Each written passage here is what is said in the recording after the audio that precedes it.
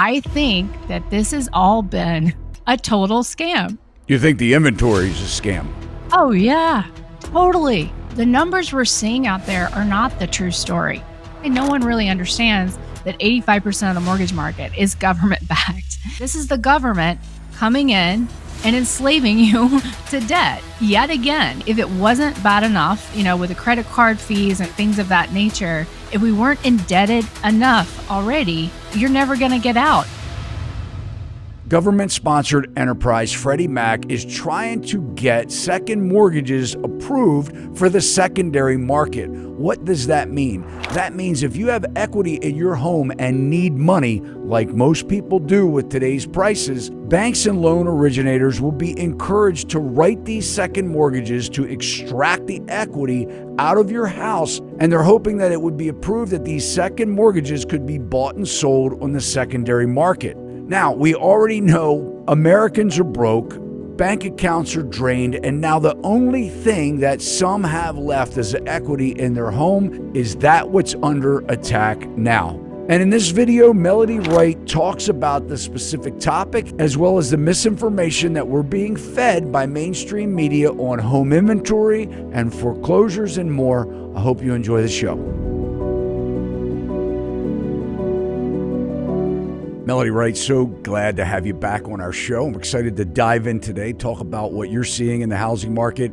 Obviously, it's depends on what part of the country you're in and what you're seeing, but you have a very unique perspective because you kind of study the back end of things, what happens when people aren't paying their mortgage payment. So just kind of tell us, what are you seeing right now? I'm seeing delinquency get sticky, Todd. Around April of last year, we saw we had seen in December of 22, actually, delinquencies start going up, but they got cured in the tax and bonus season. And in reality, I think people, some hope came after the banks were rescued and things kind of continued on. But this year, they have not been able to catch up. And so we know that FHA has been struggling, over 11% delinquency there. But what you're seeing in Fannie and Freddie as well is they're starting, especially, and this is what I find interesting, Todd, is, a lot of the lower balance loans that are actually struggling. And I think that's why delinquency looks so good when you kind of look at Black Knight's numbers, for instance, because the higher balances are the ones that are doing just fine. And so these lower balance delinquencies kind of get hidden. And so, what I would love to see is them look at it actually by count as opposed to these weighted averages, So we're starting to see it get sticky. Unfortunately, I'm starting to see hardship letters that remind me very much of the last cycle. We're also seeing people no longer not contacting their servicers. So when you look at the HUD loan performance report, you can see the reasons for delinquency. The ones that are ticking up are unemployment, way more than what we would see by the official unemployment numbers. Also, no contact. And so this is something we definitely saw in the last cycle. And I know this is hard for people to believe, but in reality, when borrowers, so there's two things that could happen. One, they feel ashamed, very ashamed. And so they don't want to call into the servicer. And then the other is they don't care and they're an investor and they're walking away.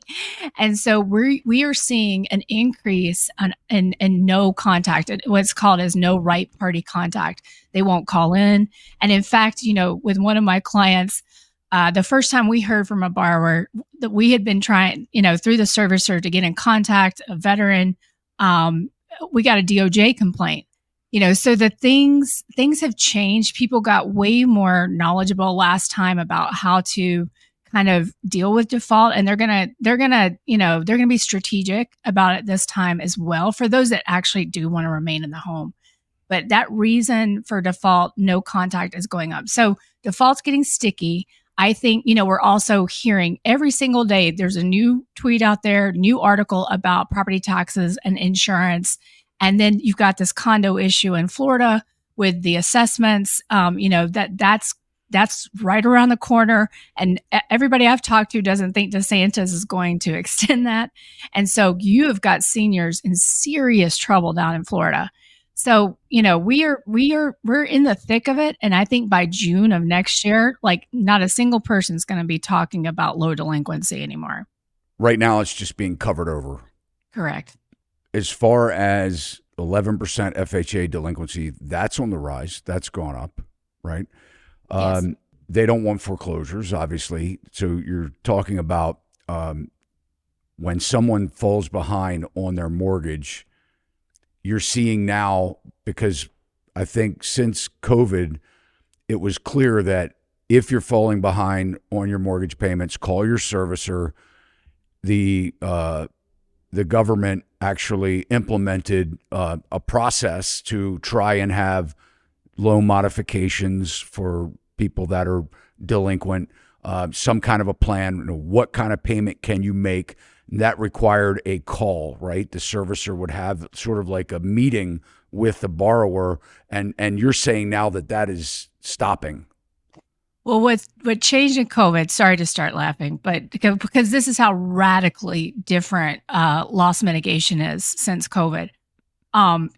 What they changed, you didn't even have to contact the servicer. They put you on forbearance. If you weren't paying, they just put you on forbearance without any contact, no conversation.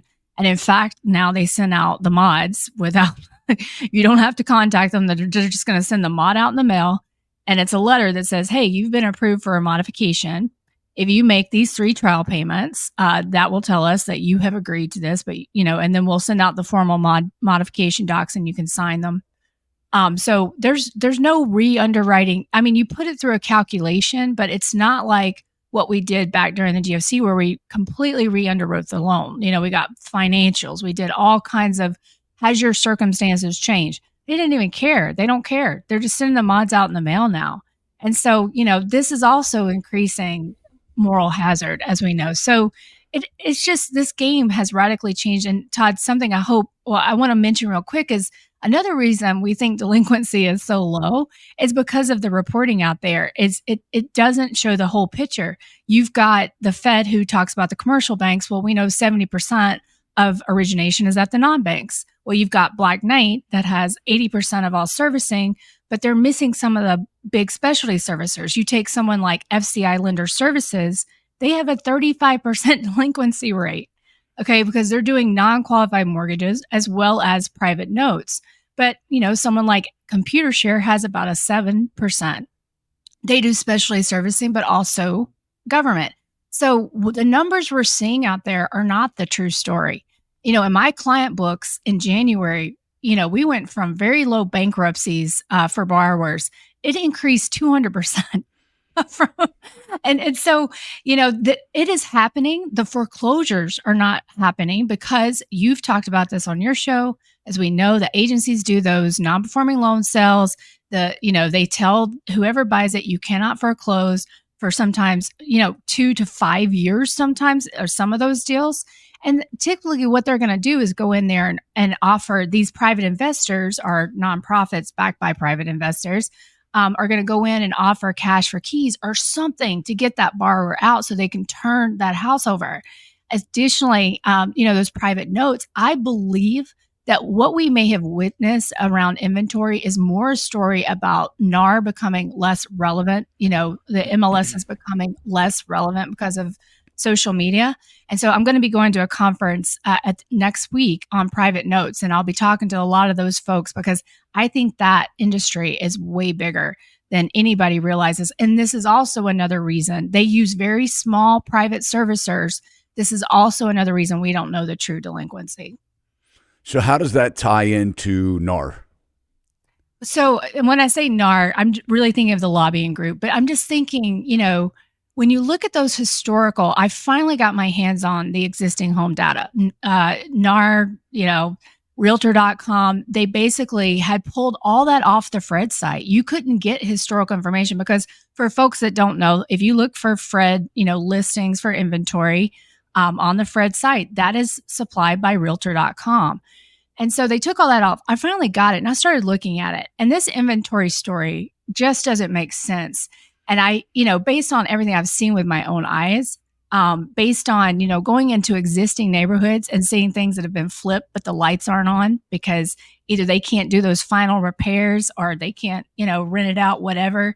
So I believe that maybe what really happened is people just stopped using the MLS the way that they had historically. And you saw more and more of transactions going outside of that system through these private note, actors, because I mean, you can talk to people that on social media. Just last week, somebody was talking about getting like hundreds of phone calls because they were trying to sell a rental.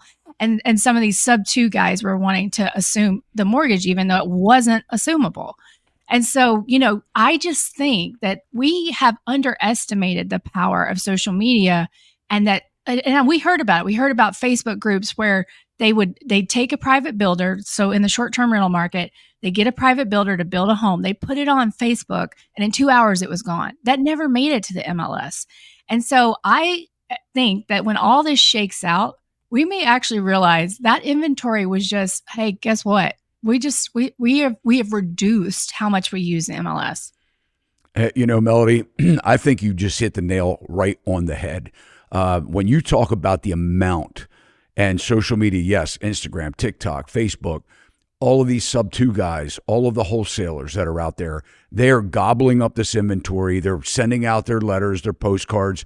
Probably rather than calling their servicer, they're calling these wholesalers and sub 2 saying, hey, look, we'll bring your mortgage up to date. We'll help you try and save your credit. But what people don't realize is that it's a very risky proposition, like subject to for the seller, because if the buyer or the one assuming the loan and taking the property, the deed to the property, if they don't pay, I mean, that's a whole nother problem in itself. But I think you just uncovered something that I believe is 100% accurate. So what we're hearing is not the right story. We're not hearing the right narrative because you know what? I think a lot of these bureaucrats don't even know what's going on. They don't even have a clue, right? No. This is all happening. If we were to gather all of these subject to buyers, and by the way, just for Melody, why don't you explain subject to, just so the audience listening, if they don't know, they may be saying, what in the heck are you guys talking about? Yeah, it's kind of, so guys, I think those of you that know me know I manage default. And so this makes me, I have nightmares about this. But essentially what will happen, let's say you got behind on your mortgage. They have, in many states, you have to file a notice of default. There's many ways people can find out if you're behind. And there's whole programs that actually they sell to these investors licenses. They can look for these notice of default and they sell you your phone number and address at the same time. And so that's exactly right, Todd, what you just described. They send out postcards, they send out letters, they knock on doors, and they'll say, hey, we know you're behind. We've got a deal for you. We'll take over your mortgage. We're going to take it to a servicer. And so it's all legit. We're going to take over your mortgage. We're going to pay your payments. And we're looking for a buyer. Typically, sometimes they already have the cash, but the promise is we're going to make you whole. Like we're going to, buy out your equity. We're going to find an investor to kind of buy this home. And so then they start making the payments. The problem is that seller, that borrower is still obligated under the note. And guys, deeds don't mean anything. I'm so sorry to tell you, but in this country, legal standing, this is what they figured out. Whether people can disagree whether it's in the law or not, but legal standing is that it's the possession of that promissory note. And if whoever has possession of that note, that physical note, they will be able to take your house any day of the week. And so, those little deeds don't mean anything when it's time, to really call in that note. So let's just stop right there for a minute. So when you're saying that these subject to guys are taking the deed, so they go in, they say, Melody, I know you're behind on your mortgage. We're going to catch you up. You're $10,000 behind. We're going to pay that arrears. You're going to sign your deed over to us. At that point, we're going to continue to make your mortgage payment for you. You're never going to have to worry about that. And then they do numerous other things. They could then turn around and sell it if there's equity, and pay off the loan, of course. They could put a renter in there. They could even rent it to own. They could advertise and have some poor sucker give them $20,000 as a down payment because they don't qualify for a mortgage, right? So they can take, I've seen them do that. I've seen them take a big down payment. It's a rent to own. They don't fix anything. They tell them everything's on them. But you're saying now, because what happens is the bank, there's a due on sale clause that if the bank, they get alerted to this deed, they could call the note, the mortgage, and then come swoop in and repossess that house. But what these subject to guys are getting smart at is they're being taught, don't record the deed and the lender will never know. So they actually take the deed signed by the sellers, put it in a safe somewhere. They're not registering it. Now, what you're saying is regardless of that seller selling them the house or claiming to sell the house, signing the deed over, you're saying that subject to with the deed doesn't really mean anything if the bank swoops in. Zero. Wow. And so what happened after, everybody can remember the robo-signing crisis and how all the big banks, including my company, GMAC, got in trouble. We signed a consent order with the Federal Reserve. We also had to sign to the AG settlement, our Attorney General DOJ settlement. And as part of that, they came up with these metrics. And the 1A1 was legal standing. And what is legal standing to pursue default? Because, you had MERS, the Mortgage Electronic Registration System, all this which everybody can argue that's illegal, sure. But what is in case law, what will happen is that whoever shows up at court holding that note, that is who has the legal standing to take possession of that home. And it's not even, the due on sale. I know these servicers, and you probably get one actor out there that thinks, okay, I'm going to go do this. But everybody, that is probably going to be rare. They're just not built to act that way. And quite frankly, I don't think anyone wants them to do that either. Like the vested interest. I mean, if we go, I think so many of these deeds, Todd, so you take someone like Redfin or you take, Case-Shiller, CoreLogic, they're looking at public record and they're taking information off these deeds. And I think what has happened is a lot of these private transactions, just like what you're describing, this is a reason the prices are so inflated because they're going for people that are desperate. And so they're going to keep that inflated price on record. But in reality, was that a real transaction? So kind of like what you were just describing at Colony Ridge, when we went there outside of Houston, these two brothers had a whole foreclosure mill scam for the immigrants there, essentially because they couldn't speak English. And so they would sign, these contracts, then they'd be delinquent. They take the property, take the home, and then they'd sell it to somebody else. And I mean, it was a 44% foreclosure rate. But this was all private transactions. There are 40,000 people living in that new build site, Colony Ridge. It's massive. So this industry it's just gone on steroids, and no one has any idea, not even the people in it, how big it is. So it's a new construction community. Originally, yep. Mm-hmm. And you're saying what? The builder is selling the house and holding the paper? The developers. The mortgages? The developers. Yeah. So the developers are selling the houses, holding the notes, and then if there's a delinquency, they're not federally regulated, right? They don't fall under the same guidelines. They can just foreclose and resell the house to somebody else, take their money, whatever down payment money they obtained from the original buyers. And it's a whole community. And I'll be sharing some of this footage. I mean, it looks like a third world country, like it's like a refugee camp. There's empty storage containers, with air conditioners in them.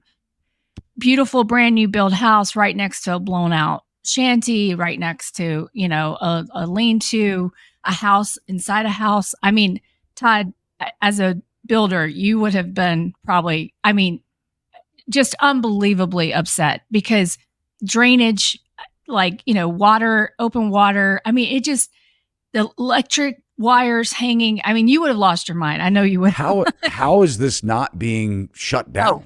Oh, it is. And so there's a an AG investigation going on. There's been an expose about it.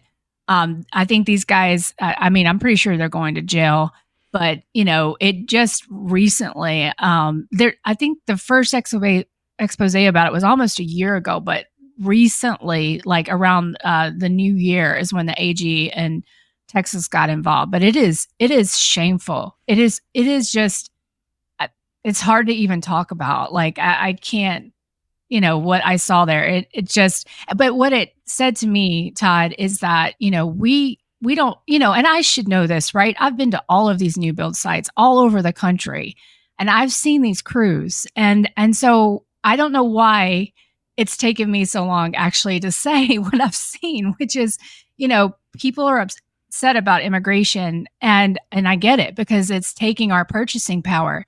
But at the same time, these are the folks that built all these homes. I mean, this is, and Todd, you saw it. Like when we were in that site, there was nobody there. It was empty. But as we were leaving, it was 5:00.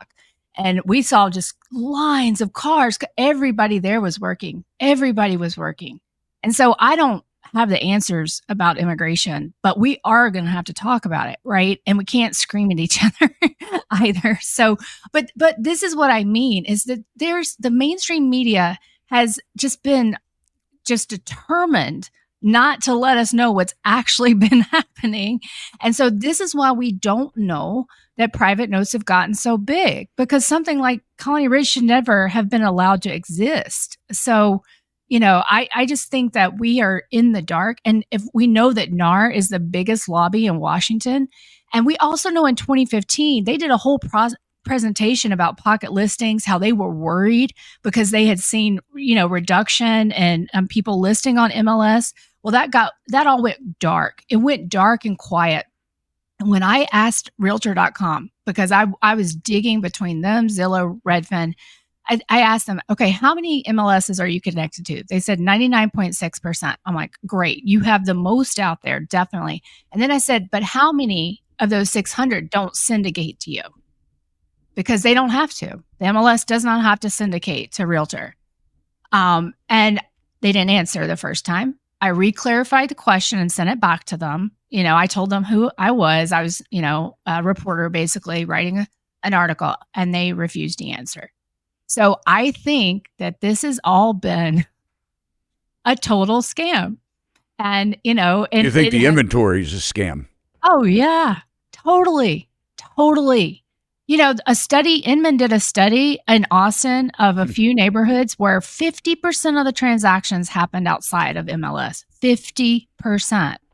But every time I talked to a realtor, every time I talked to anybody in the industry, they told me I was crazy, that pocket listings don't happen. And I was like, I've seen them.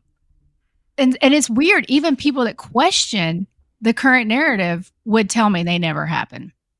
It was wild. Melody, you're opening my eyes a little bit here. It's hard to get out of the bubble. Right. And I don't mean the housing bubble. I just mean, you work every day in a career. As you know, I'm a real estate broker, and we broker transactions. So we deal with buyers and sellers. And so when I hear something like what you're saying, it makes total sense, because I really have been saying from the beginning, we really don't have a housing shortage. If you look at the declining population in the United States, we've been on the decline for decades, right?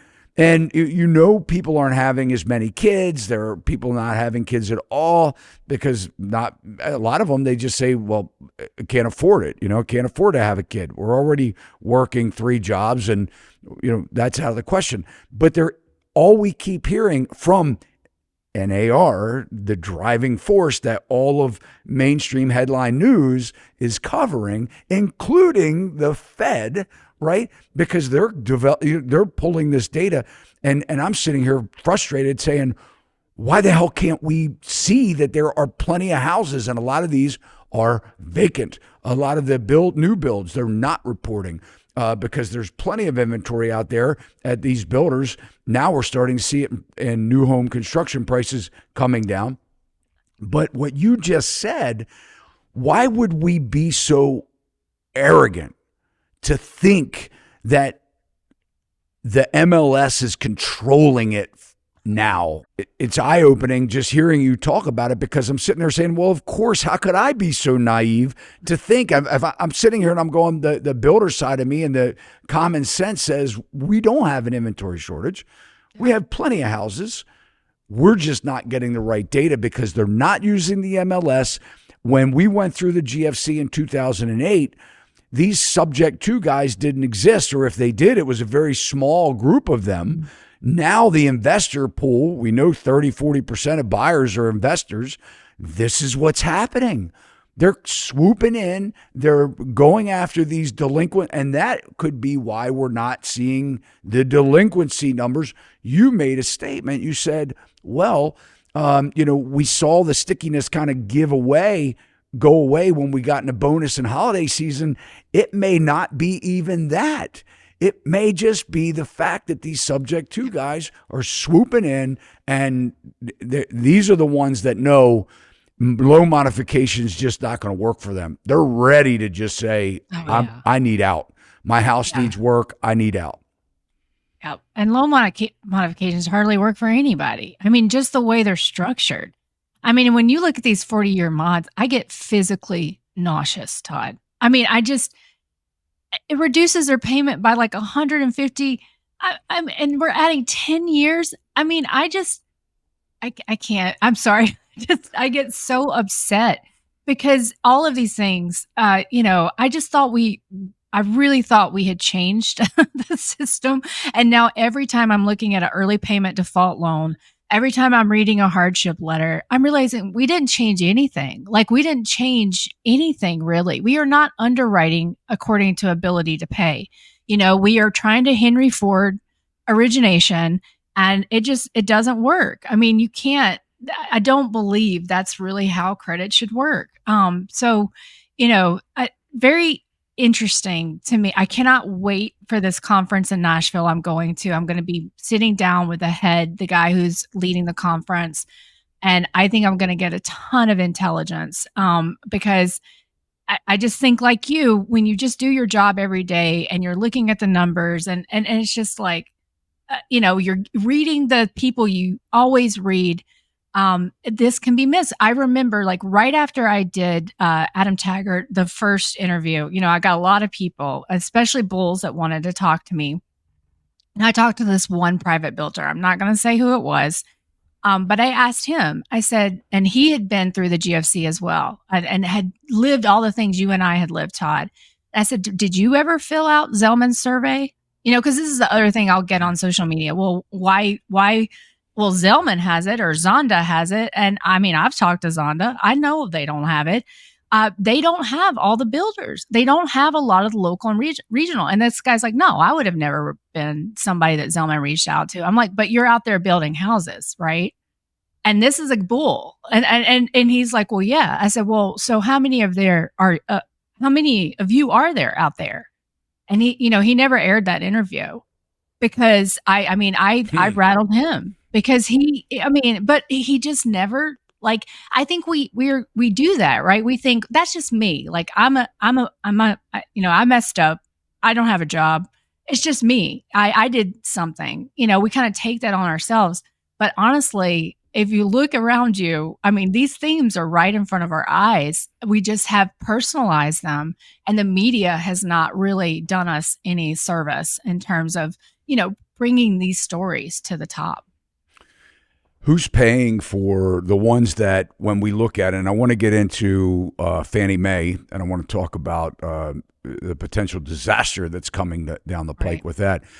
I've been studying economics and just sort of, we've kind of taken our channel, and this, on a little bit of a twist, because when we look at the real estate market, one of the largest markets in the world, because it contributes so much to GDP and it's worth so much money. I started adding, these other factors that sort of affect our housing market. But really, when it comes down to it, really studying how the scale is so off, balance, because what really happens is in a balanced economy, you have the ones that are working and the ones that aren't, in the welfare system and things like that. And essentially, the ones that are working, making the money, pay for the ones that aren't working, right? We know that's economics 101, right? So, but when we look at the massive scale of probably over 1 million households, maybe the exact number, that have had loan modifications in the last 4 years. I mean, that's a pretty decent size number. It's probably a lot more. When these defaults happen, who ultimately pays for these? Is this in any way, hurting the deficit and ultimately the taxpayer? Oh, absolutely. But in reality, we're not saving them. I mean, so many people, you can go look at all the Fed studies and how, not successful HAMP was. And that was the big modification program. We're just saving, as was said in testimony, we're saving the banks. We're saving them, so if the taxpayers aren't saving those borrowers, maybe they're just prolonging it. But there's a great study that just came out. I have not been able to read it all, but just on the impact of people that were in the foreclosure process back during the crisis, and how so many of them just never recovered. Like they couldn't. So those programs don't save us. They save the banks. They foam the runway for the banks to stem the losses so they can get through that pain. So yes, the taxpayer pays. Our homeless population increases, and you can look at that demographically. It's not just immigrants. You can look at it in Denver.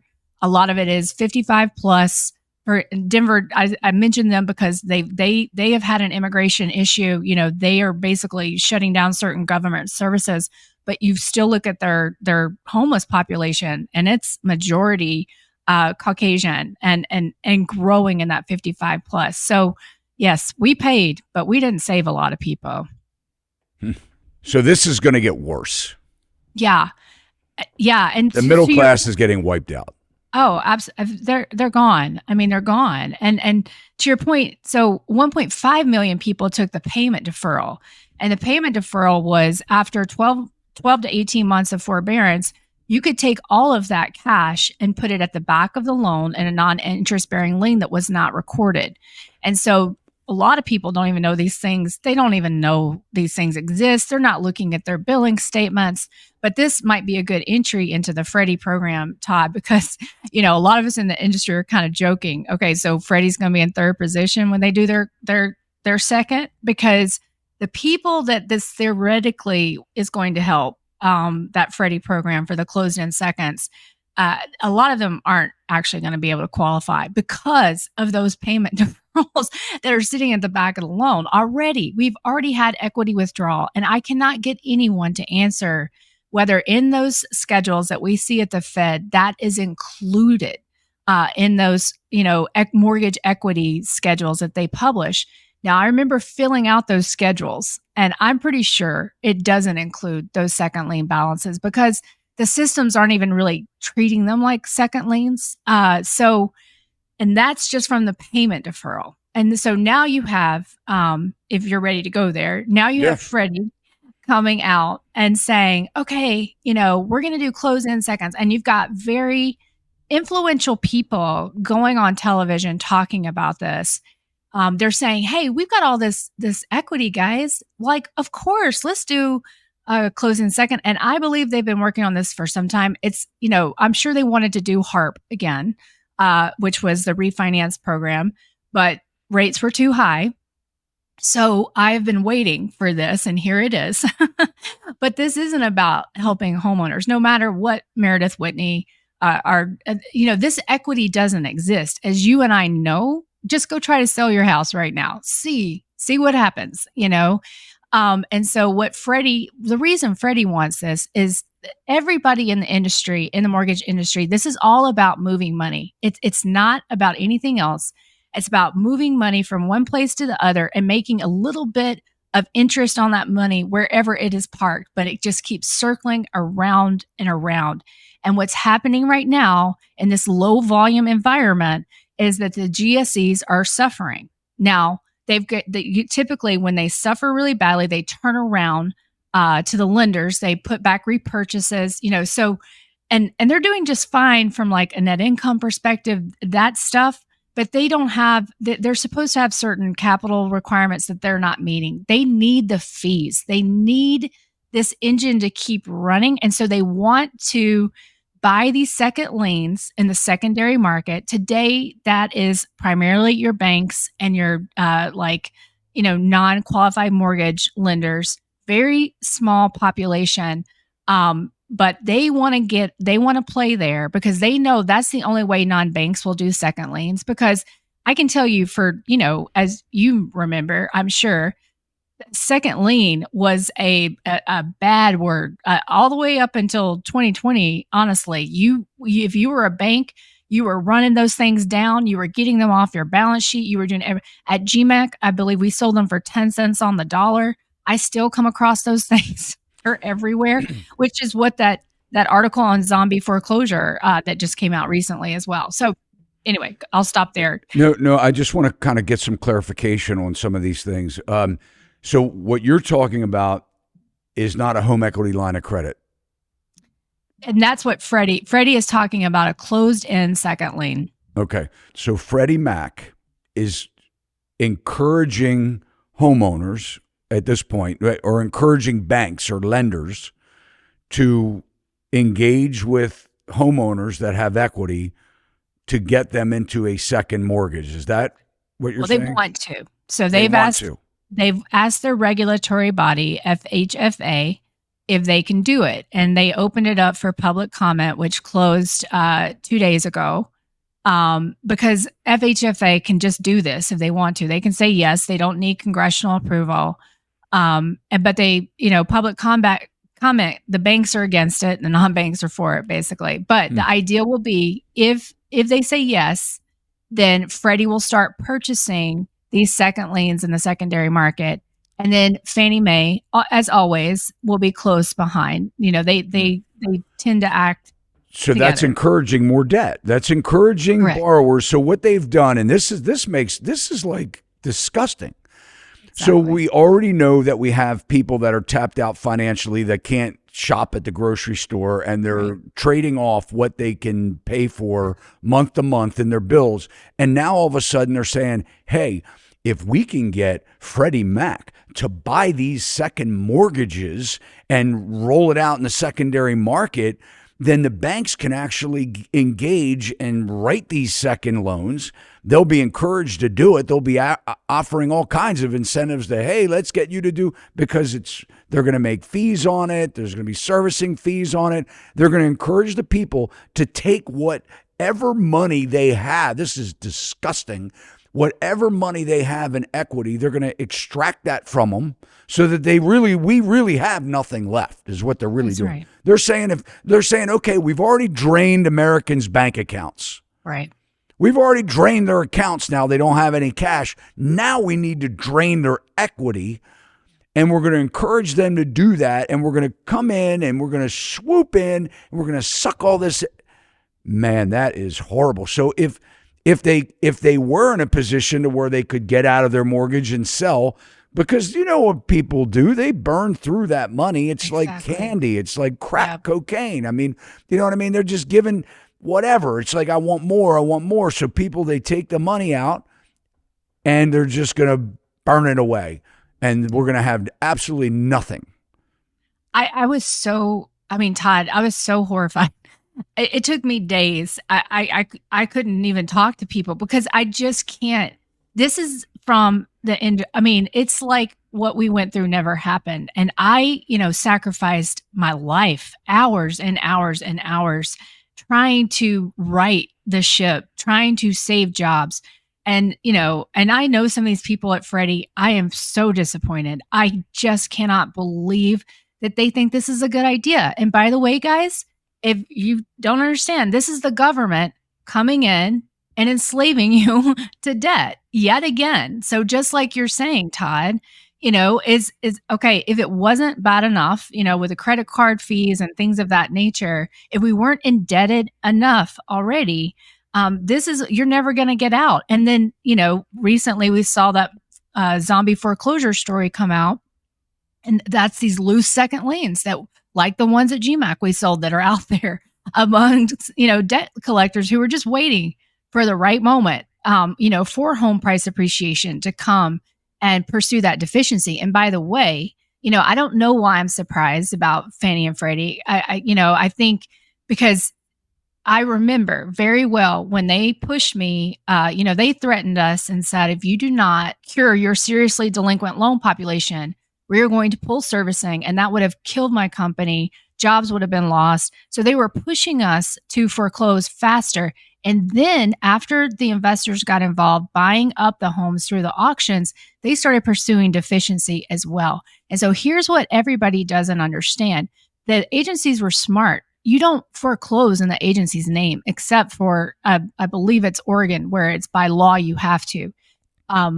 Or they were at least considering it. I need to go look that up. But most states, you foreclose in the name of the servicer. And they did some fancy footwork. It's called constructive possession of the note to be able to do that. And so you don't know Fannie Mae is the one taking your house. You don't know Freddie Mac is taking your house, but they are. You don't know FHA is taking your house. And, the other thing is so and they will come after you for these things. And so I think this is why no one really understands that 85% of the mortgage market is government backed. And, there's that we know about. And I think this is why that private money, because they're always looking, and we never kind of talked about who's behind these. I can tell you that I had several contact me, looking for help on just research. A lot of them were sovereign wealth funds. So a lot of Saudi money, a lot of Chinese money. And so I think, though, as we're seeing China struggle, we're seeing, the global economy struggle, this money is going to also dry up. Even though everybody thinks it's still out there, it's drying up. It's happening. So, it's just, for me, going back to the Freddie program, it is just unbelievable that this would even be encouraged. The Wall Street Journal editorial board came out against it, but it is what I just heard, somebody who was at the Capital Markets Mortgage Bankers Association conference, is that everybody thinks it's going to happen and Fannie's going to join them. And this is just, to people who live through this is just so galling. I can't even explain it. It's just galling. Well, they're making renters, even that people think that they own their house, and they don't. They're just, you're basically just paying rent. But the bad thing is that you think you're buying a house, but you're encouraged. I mean, people fall into some people don't have a choice, but they're to live, they're going to have to take these second mortgages out just to buy groceries, right, in a lot of cases. And what they don't realize is, you're essentially, like you said, you're being enslaved to the debt. And you're never going to pay it off. You're not going to have any equity in the house, any market correction at all, and you're upside down. And, so a lot of people, what we've been hearing is, oh my gosh, there's so much equity in houses. And so you're telling me the delinquencies are higher in the ones that have had their mortgages the longest periods of time. So they're the ones with the equity, but they're losing their houses. To a lot of these wholesalers and sub-2 guys. So that's not even hitting the market. But the ones that are paying their bills, that have equity, that are just cash poor, cash crunched, they're going to take advantage of these second mortgages to put cash in their pockets that's just going to get swept right away on cost of living and things like that. Disgusting. What percentage, you said 85%, is that the number you said, that are of the mortgages are government backed now? Outstanding mortgages. Outstanding mortgages. 85% of them are government backed. And I think it's actually higher, because it's really hard because of a lot of times you originate loans, and it's a very complicated thing, but just put it this way. I think that whole loans out there are actually, a lot of those were government backed as well. But nobody really tracks, you track the securitizations and you track the whole loans separately, but you don't track the whole loans about, by the GSEs. It's confusing, but there's no data. We don't know. I think that number is likely higher, to be honest. Do we know what percentage it was prior to the GFC? Yeah. I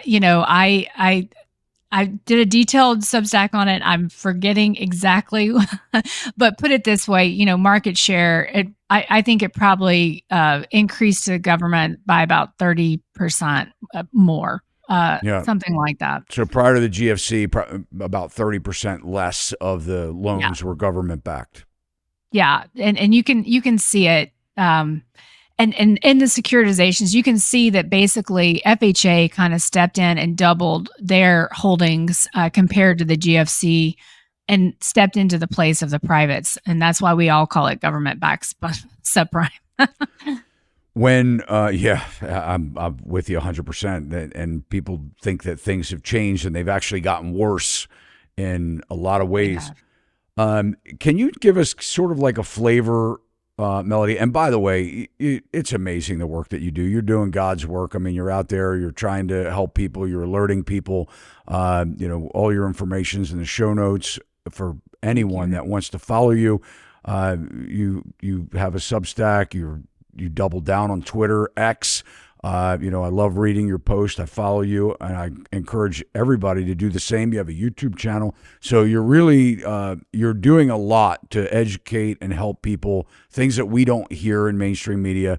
You're cutting through. You're doing a lot of boots on the ground research. Can you just kind of tell us, Melody? You said that you're upset when you read these letters. Of hardship letters, and you see what's happening in people's lives. Can you just give us an example, maybe one or two stories that really sticks out in your head about what's happening? Yeah. So one I just can't get out of my head is just retired nurse. Her husband just died in California. She this mortgage probably should have never happened. Why? She was about to retire. She's tried to sell her belongings, but basically just been contacted by scam artists. She's trying to get part-time work, but, this happens. Like, you sign up for those little Zip Recruiter or blah, blah, blah. Like, a lot of times what these are for you to give them money to kind of give you listings and things like that. So she was just talking about the scam artists, like when she was trying to find a good part-time job, and she's a nurse. So you would think something that she could find, but she is struggling, and she's out in California where, she's a recent buyer, and everybody talks about, taxes in California because of Proposition 13. It's never that bad. But if you are a recent buyer and you do it at a certain point in the year that just sort of like is right behind the supplemental tax roll, you can be, I have seen escrow notices go out for 3 times the tax amount of last year. And so she's a recent buyer. She got hit with those increases in property taxes. And if you're also out in California, you're getting, State Farm just dropped a whole bunch of people and said, good luck, and you're also having to get California, fire insurance and the FAIR plan. Again, everybody's like, oh, these government programs, but how much do they really pay out? But put it this way, servicers have to look at their escrow advance review, do an escrow advance review, because like in California, when we just paid out taxes, my clients lost their income was down because they had to advance out that money. And everybody wants to know what just happened, because you're escrowing for all that. But what happens are those supplemental taxes, a lot of the servicers will pay them. And so then your escrow balance isn't enough to pay your taxes. So everybody got hard. But this lady is in California. That's exactly what happened to her: property taxes, insurance, and her husband died. And, she's basically retired. And, she's going to lose her home. There's no program for her to save her. Like it's just, and this is, so these are the things. What bothers me more than anything, Todd, and I think you and I have talked about this, is listen, we all make bad choices. We're humans. We do stupid things. stupid things, but when someone has worked their entire adult life, has paid their taxes, and has worked like a nurse, my mom was a nurse, my dad was a teacher, they worked their whole lives and they can't afford to live, like that is what just incenses me, because they are the forgotten American. They are the ones that have done everything they were supposed to do, and yet they still can't afford to live. And so she, in my opinion, was one of those. Mm. Yeah, you have qualifications, or you may make just enough money to not qualify for any assistance programs, Right. and yeah, I mean, it's just it's terrible. You like you said. I mean, I could go down a different rabbit hole altogether with knowing people that are struggling on Social Security and Medicare, and don't even realize they don't have supplemental, and don't even realize that isn't going to help you at the end of the day. You're probably not going to afford, end of life type services. It's just crazy. And I was just talking with a friend of mine. The amount, people don't realize you pay FICA and it's called FICA. It's Social Security and Medicare, and you pay it your whole working career up to, I think it's either $90,000 or $95,000, to where that first $90,000. You pay that 7.65%. But what people don't realize is that's times two. Your employer matches it, and that's money you're not getting. They say, well, my employer's matching it. Well, the balancing act for the employers is the more they have to pay, the less they pay the employees. So when you take this almost 16% that goes to Medicare and Social Security, that's a shame, right? I mean, healthcare, as we get older in life, now it's a completely different topic, but it just made me think about what you said about someone that's worked her whole career and can't afford a home, and or would she be in a government subsidized home or something like, and probably wouldn't even qualify for that. So she'll probably be homeless if she doesn't have family or, friends, somebody to take her in. Yeah. And that's why this struck out to me, is that she didn't seem to have any family or friends to help her. She seemed completely alone. Yeah. Because, when I read these letters, I think, oh my gosh, there's like 50 programs you could go apply for right now. But you can't even talk to them about that. You can't, there's so many rules about what you can say to the borrowers. And so you can't, you can tell them about some things, but not everything. Melody, I podcasted with Marsha Parham Green. She was, and maybe still is, a director of the housing voucher program. It used to be called Section 8 in Baltimore County. This is just an example. And in my interview with her, she said just to get assistance for rent, they're 25 years backlogged. VA has a little bit of, opportunity, if you're a veteran. But besides that, I'll just tell you, I worked for a bank and doing a foreclosure on multifamily investments. That this one investor lost them all on this one specific street. And I represented the bank and helped them to facilitate their evictions because they're in Colorado and we're in Maryland. The assets are in Maryland.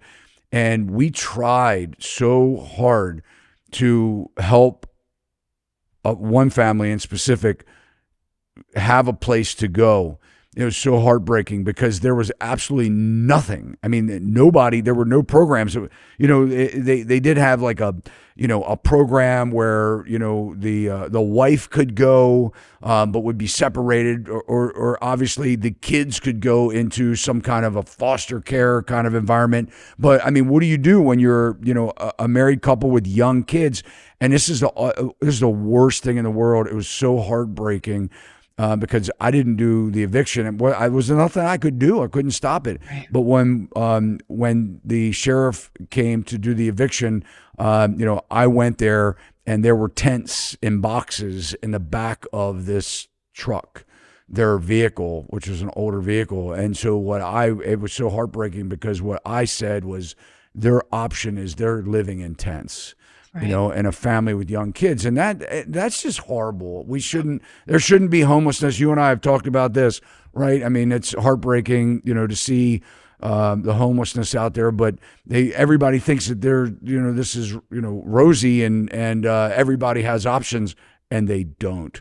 Well, anyway, Yeah, go Well, ahead. just quickly, I think that's what's so crazy, right? Is like if you go on FinTwit or social media and, everybody thinks that everybody's living off the grift. Well, the people that are actually living off the grift are the corporations. I mean, you That's look it. at the people like, that were running Medicare, right? And making all that money. And now what are they going to do? Like, I mean, these are the people that made the money. And so, yes, we have these government programs, but they're still not meeting the need out there.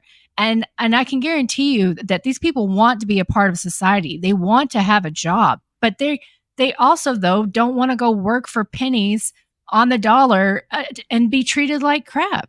So I just think that we have such a wrong picture of what's actually happening out there because we don't talk to each other anymore. We don't talk to each other. We scream at each other and we're angry, but we Mm. have to stop being angry and talk and listen because I guarantee you, Todd, if you said that on social media, because I've talked about homelessness on social media and just the rage about, government overreach. But guys, get angry at the right people. It's not those that need it. It's the corporations that are getting fat.